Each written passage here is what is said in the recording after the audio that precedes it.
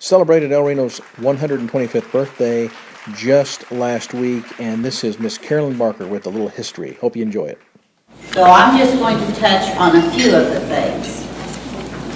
The east part of the town was established in the 1889 land run. Grand Street was the west boundary. 3 years later, many people came to make the land run in 1892, and this opened land, which included the western part of El Reno. The 1901 land drawing was held here. That summer, the town was host to thousands of hopeful people wanting land. El Reno began in 1889, just after the first land. The town was incorporated 125 years ago in June 1890. As soon as the people got settled into their homes, their thoughts turned to church and Sunday school. A few of our current churches began in 1889 and 90, so they could also be celebrating. The first school was a subscription school, but the citizens felt the need for a public school. It began January 1891 in the Opera House, which was used for almost any kind of gathering, from dancing to Sunday school and church. Most of the seats were empty beer kegs with boards laid across them to form benches. The original part, the west half of our high school, was built in 1911. The students moved into their new building on January the 2nd, 1912. School bonds of $200,000 for an addition to the high school passed in 1921, and they were sold to a local bank. Work began in January of 22, but construction was stopped when the bank closed in February and the school board lost the bond money. 4 years later, new bonds of $50,000 by the city of El Reno and $50,000 by the school patrons were voted. This was less than half of the original money, so the indoor swimming pool that was in the first plans could not be included in the revised one. The new addition was completed by the time school started in September 1926.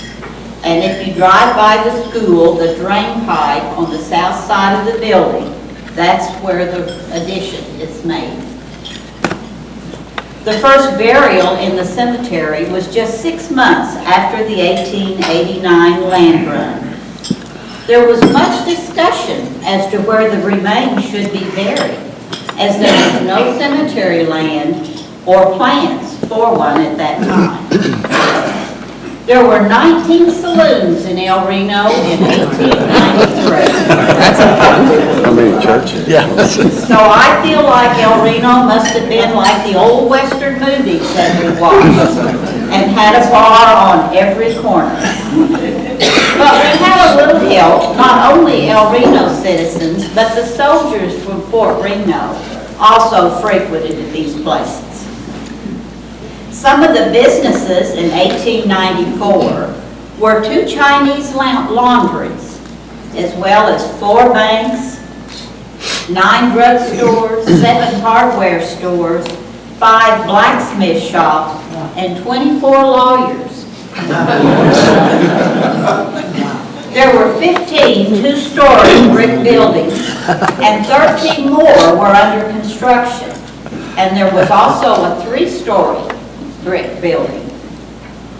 The El Reno Bottling Works began in March 1892 on the northwest corner where the Central School was once located, and now we have a storm shelter there. In 1894, the company made 400 dozen bottles a day. The first Rock Island Railroad depot was located near the flour mills, just north of Elm Street. And the current depot was built in 1906 and 7. and a year later, plans were made to enlarge it. The first Red Cross canteen hut in the United States was built near the Rock Island Depot. The log cabin was built of old donated telegraph poles by volunteer labor for World War I. The dedication was August the 1st, 1918, and it is now back at the county museum. The Elks Home on South Rock Island was originally built for the St. Louis World Fair to advertise Oklahoma Territory. It was dedicated in November of 1903. After the close of the fair, the building was dismantled and moved to El Reno by train, where it was rebuilt by the local Lodge of Elks, and it was rededicated in January 1905. The grand opening for the El Reno Carnegie Library was held just a little bit later in June of 1905. It was the fourth Carnegie Library built in Oklahoma. It is the oldest one in the state, still being used as a library. The first floor of the building was designed for library use, while the second floor had an auditorium with a stage. In 1927, the top floor was converted into the children's library. The stage was walled off and is used for storage. The El Reno Post Office was established on June the 28th, 1889. The mail was kept in a shoebox in a tent on the corner of Evans and Rogers Street. The people would drop in and help themselves to their own mail. The U.S. Post Office erected a building at 220 North Biddeford in 1916, and that building is now the Festivities, as you know. The current post office on the corner of Evans and Hayes Street opened in October 1964. The Morris Manufacturing Company began in 1900 making 1-minute washers. Wouldn't we like that, ladies? The WRC auto buggy was manufactured upstairs at 120 North Rock Island. It took its first test drive in May 1907. It had a 4-cylinder, 12-horsepower, air-cooled gasoline engine. It had solid rubber tires and could go 30 miles per hour. The next year, it was reorganized as the Pioneer Car Company. There have been several newspapers published in El Reno over the years, such as the Reno American, Democrat, Republican, and the Globe. There were even 2 papers printed in German. And of course, the El Reno Tribune still reports our local news. The El Reno Canning Factory began in 1906. It canned whatever fruits and vegetables were in season at the time. The El Reno Packing Company began in 1910 and was the first packing plant with government inspection to open in the new state. It had a capacity of 400 cattle and 600 hogs per day. The El Reno Brick and Tile Company was awarded the contract to furnish 3.5 million bricks for the new state Oklahoma building, the Capitol building.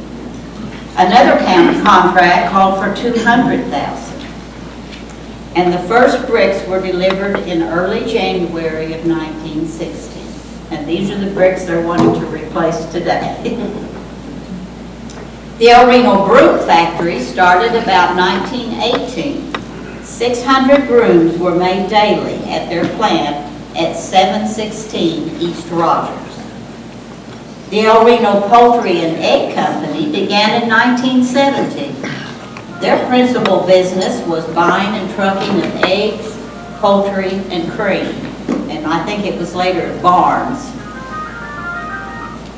The El Reno Coca-Cola Bottling Company was located at 312 West Woodson. The filling and capping machine could do 60 cases an hour. And in 1926, 11 flavors were made and bottled. The El Reno Wholesale Grocery Company had a coffee roasting department in the 1920s that produced 360 pounds of coffee per hour. And 4 different brands of coffee were made. The Pro-Aura Pharmaceutical Company began manufacturing Pro-Aura in June of 1923. The formula was originated by an El Reno dentist as a remedy for trench mouth. They began making toothpaste in September of 25. El Reno's first radio station, KOCW, went on the air in June of 1928. The next one began in 1949. The studios were located on the second floor above what is now the El Reno school offices at 100 South Bickford. The call letters were KCHE, and it was pronounced like you were going to sneeze. Ka-chee! KELR was on channel 1460 in the 1970s. And later, El Reno had KZUE, which is now a Spanish-speaking radio station. A streetcar for El Reno was discussed in a city council meeting as early as 1891. Finally, in June of 1909, the first car made a trial run over the tracks. Work began on the interurban about the same time, and it went from El Reno through Yukon to Oklahoma City. And it ran until after World War II, when service was discontinued. By now, bus lines furnished faster and more economic service. I was shocked at how many WPA projects we had in El Reno. The first was the swimming pool. The baseball grandstand on the north side of the pool, and that's where Joe Riley Park is today. The tennis courts, and several of you may remember the wading pool that was built on the west side of Legion Park. And there's a picture here. The 500,000-gallon water tower built next to the Rock Island overpass on Elm Street. Also, the underpass under Rock Island, which everybody always knows that's a WPA project. That was to help the school children cross safely over the highway. 4 different El Reno schools were built or added onto by the WPA. Eddadale Junior High was erected.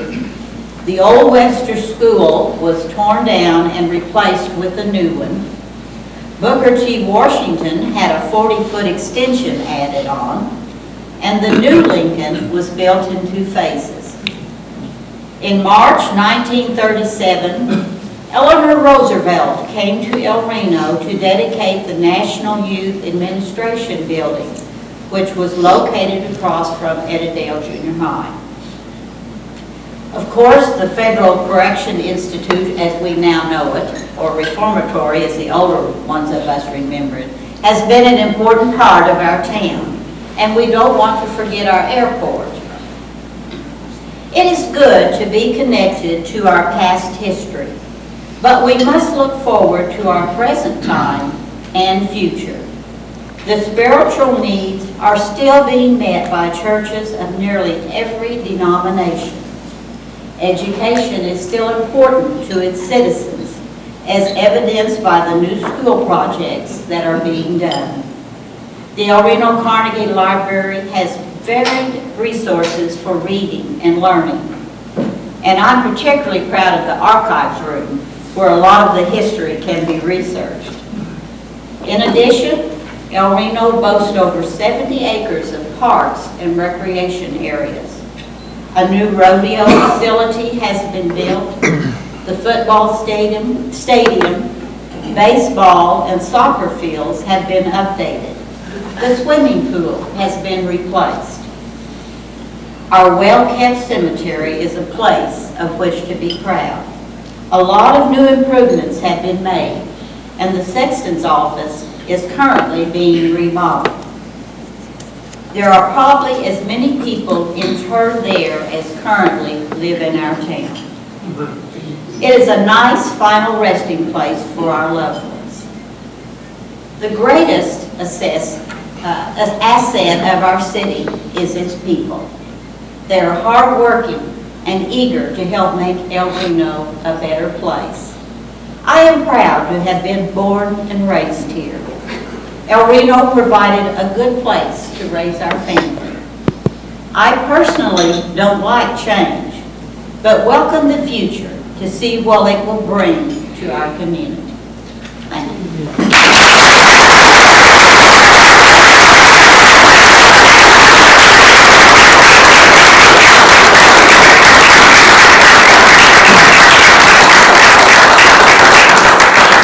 Carolyn, thank you so much. We have a little something to give you.